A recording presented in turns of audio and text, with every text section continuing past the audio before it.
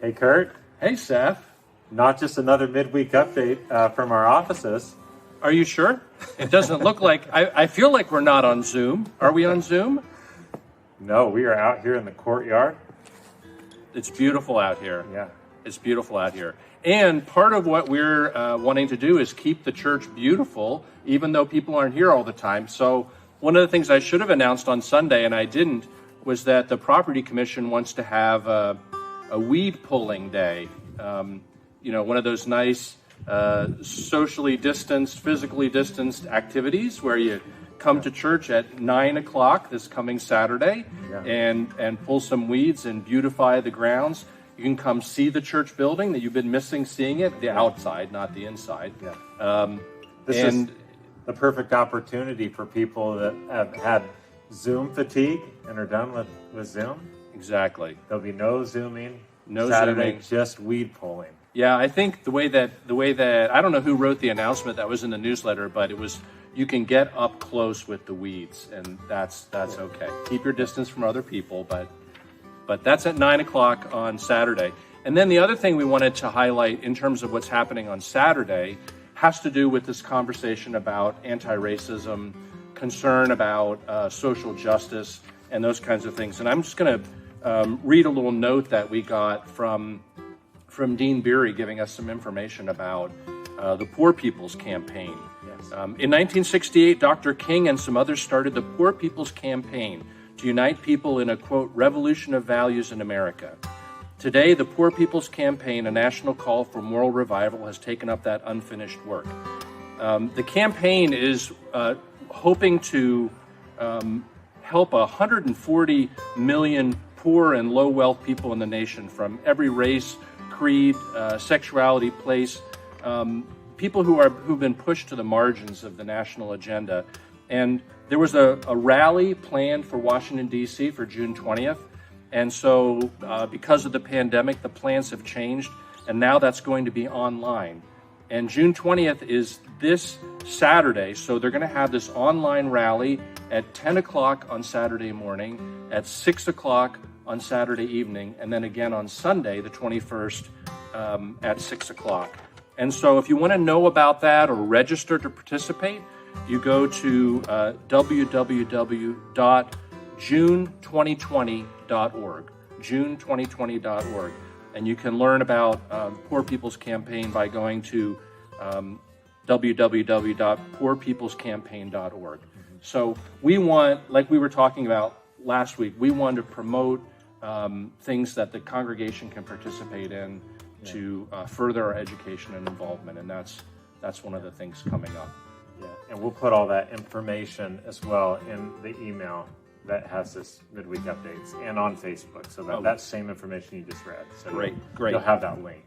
And then the other thing that Seth and I have been talking about, and we're maybe more aware of it than some of you are, is that Amy's going to be here soon. We're sort of counting down the days. It's only a couple weeks away. And we have a committee that's met to welcome Pastor Amy as she comes. And there's two things that they're asking for. One is a little video clip that people put together, maybe 15 or 20 seconds from your family introducing yourselves. My family did that last night and sent it in, so people can do that.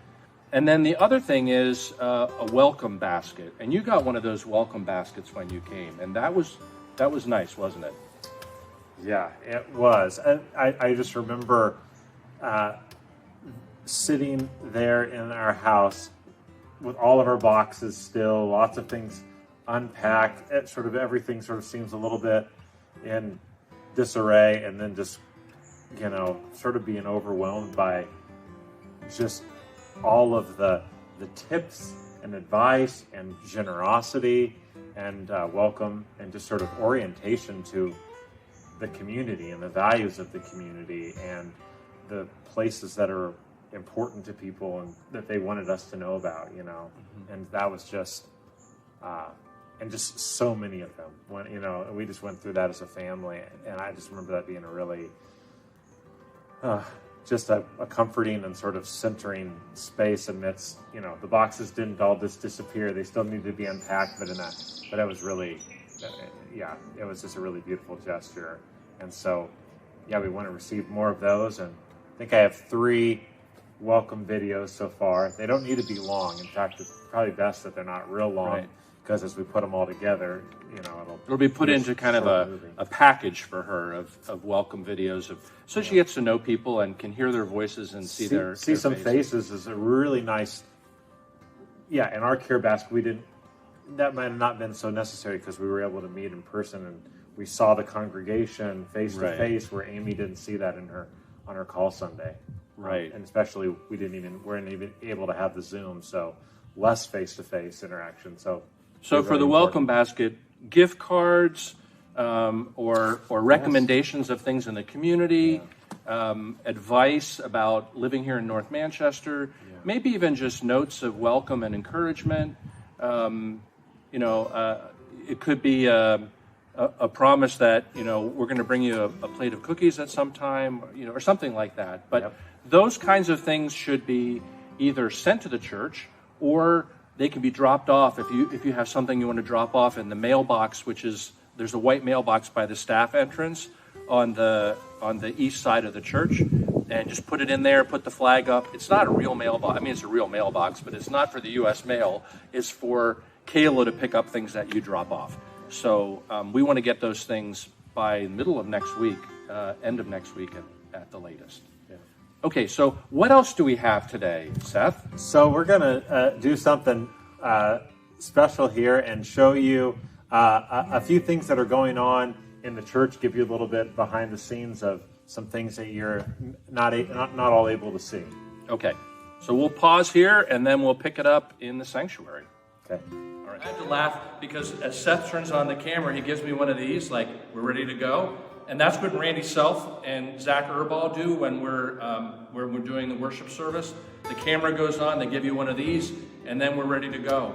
But we wanted to show you a little bit of what it looks like here in the sanctuary with all the equipment here on the ground level, so that you see kind of, this is the nerve center for sound and video. And then also, as you can see, we have a couple of cameras. We have a couple of cameras up here. We bought some more cameras with a grant that we got from the Center for Congregations. And when I'm preaching on Sunday morning, you see me sort of up close, but I'm preaching right toward that camera. And then, of course, you can see in the backdrop, we put up some colored fabric to give some color behind us. But this, it's a little bit like a sound stage. And we just kind of wanted you to see what it's like. I'm going to walk over here, and just so you know, the children's story person comes and sits right here, and they have this little tiny camera. It's a GoPro camera that gives you the view of this children's area. So the children's story area is between the chancel and then this area over here, where all the musicians are lined up. And this, of course, is the area where we usually have the bell choir tables. And you can see, if you step back, the side window is over here, and then the doors to go back to the choir room are over there. So that's this space. We had to actually take out a couple of pews, unbolt them, so that we'd be able to get a camera here that could get the angle that we needed. So that gives you a little bit of a sense of what it's going to look like. Now, one of the things we do want to tell you is at some point, we're going to be back in the sanctuary together. And at that time, we're going to have to figure out how to do in-person and online worship both. Because the online piece isn't going to go away. We're going to continue to share our worship services with people far and wide. And that's going to be the next challenge, to kind of figure out how to do both of those things at once. Okay, I think we're done in here, and we're going to go into the Family Life Center and have one more segment to talk a little bit about the Kits of Care project that we've been working on. Hey everyone, now we are in the Family Life Center here, and just wanted to show you what's been happening here all week, and we'll finish on Thursday, tomorrow evening. With the last group, we had 20 groups that are helping out packing these kits. I just want to show you, Kurt, if you want to show the table here, all the items that are being put together. And you're putting all these items into these little bags right here. And after they put the items in the bag, then they all go into these trash bags. And you can see the completed kits that have been already finished. So quite a few have already been finished. And we have just a couple more to be finished today and tomorrow.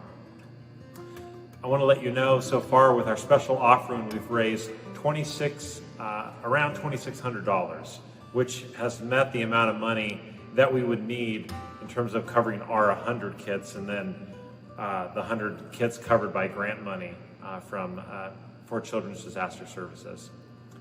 So, of course, we will still give any money that we have raised towards the efforts of Brethren Disaster Ministries and Children's Disaster Services. So, continue to give through the end of this month.